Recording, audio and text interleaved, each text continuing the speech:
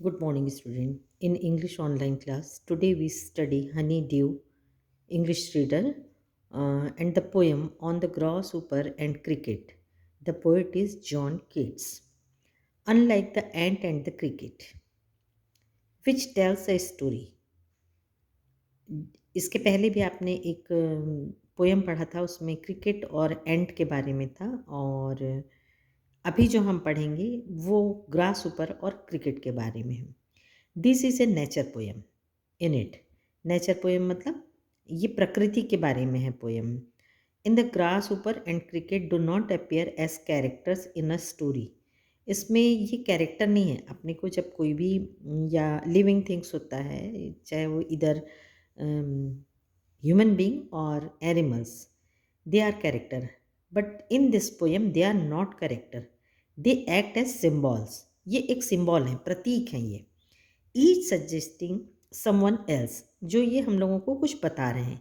Read the poem and notice how.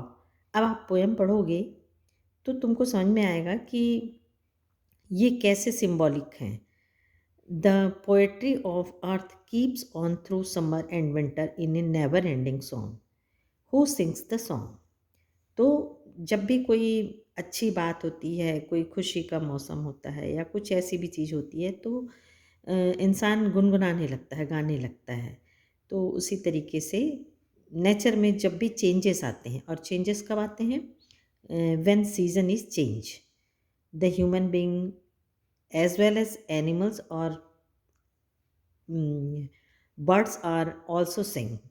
आपने पिछले साल पढ़ा था नीलकंठ में, जब मोर नाचता है, कब नाचता है? वो बारिश होती है। तो मतलब उनको भी इतना नॉलेज रहता है कि मौसम चेंज हो रहा है और उसके according way they are act.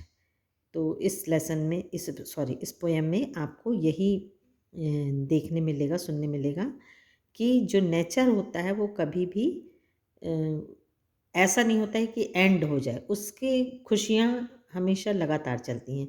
जैसे लोगों को ठंड का मौसम विंटर सबसे ज़्यादा अच्छा लगता है, और गर्मी आते ही साथ वो उदास हो जाते हैं, क्योंकि बहुत ज़्यादा गर्मी किसी को भी सहन नहीं होती।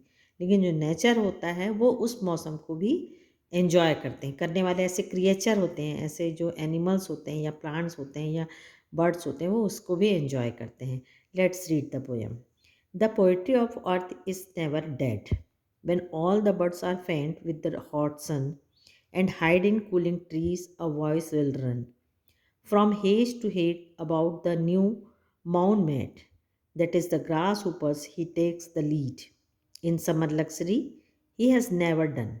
With his delights for men tired, out with fun, he rests at ease beneath some plants' pleasant weed.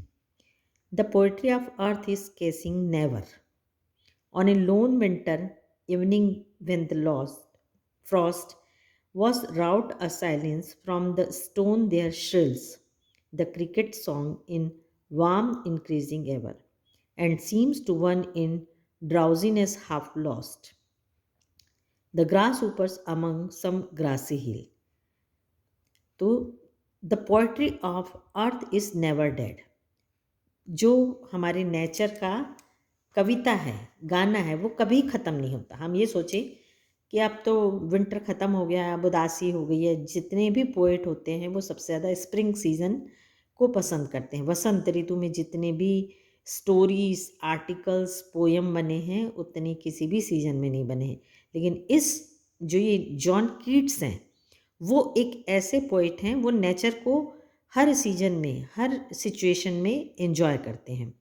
तो देखिए गर्मी को भी वो कैसे सिंबॉलिक बता रहे हैं कि किस तरीके से ऐसा नहीं है कि वो कुछ अपने तरफ से बता रहे हैं। नेचर में जो होता है वो उसको बता रहे हैं कि विंटर में कैसे नेचर खूबसूरत लगती है और समर में कैसे खूबसूरत लगती है, कौन उसको एन्जॉय करता है। तो the poetry of earth is never dead. तो कविता जो है नेचर की वो कभी ख़त्म नहीं होती। When all the birds are faint with the hot sun, जब तेज़ गर्मी रहती है, बहुत तेज़ सूर्य चमकता रहता है, सारे बर्ड्स जो होते हैं, फेंट मतलब लगभग बेहोशी में आने लगते हैं, एकदम गर्मी से बेहाल होने लगते हैं। Eight hide in cooling trees, और जब वो ठंडी पेड़ की छाँव में छुप जाते हैं, अ वॉइस विल रन, और उनकी आवाज़ आनी बंद हो जाती है फ्रॉम हेज टू हेज, तभी झाड़ियों में इधर उधर, about the new mount made, new mount made मतलब होता है ताजी हरी कटी हुई घास का जो मैदान होता है, जिसको मेडो या चारागाह बोलते हैं, वहाँ पर कौन गाता है? That is the grasshoppers. वो कौन रहता है? ग्रास ऊपर, जिसको हम हिंदी में टिड्डा बोलते हैं। इट टेक्स द लीड, तब वो समर में गाना गाता है। In summer luxury he has never done, वो कभी भी ख़त्म नहीं करता गाना। विथ हिज डिलाइट्स, जब वो मज़े करता है समर को तो वो गाते ही रहता है। For when tired out with fun, और जब वो मज़े में थक जाता है, he rest at ease beneath some pleasant weed, तब वो क्या करता है? किसी जंगली, वीड मतलब जंगली झाड़ी, प्लीजेंट मतलब मज़े से, बीनेथ मतलब उसके नीचे में जंगली झाड़ियों के रेस्ट कर लेता है। तो ये जो स्टेंजा था, इसमें समर सीज़न का एक्सप्लेन किया था, डिस्क्राइब किया है समर सीज़न में। तो समर सीज़न में कौन एंजॉय करता है? ग्रास ऊपर करता है।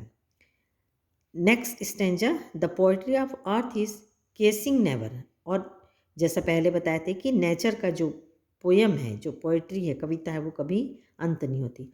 On A loan winter evening with the Frost, जब चारों तरफ बर्फ ढका रहता है, वो शाम बड़ी सन्नाटे वाली लगती है, अकेली नीरस लगती है। हैज़ राउट अ साइलेंस, तब उस साइलेंस को, तब उस चुप्पी को कौन खींचता है, कौन बाहर करता है? उस चुप्पी को कौन ख़त्म करता है?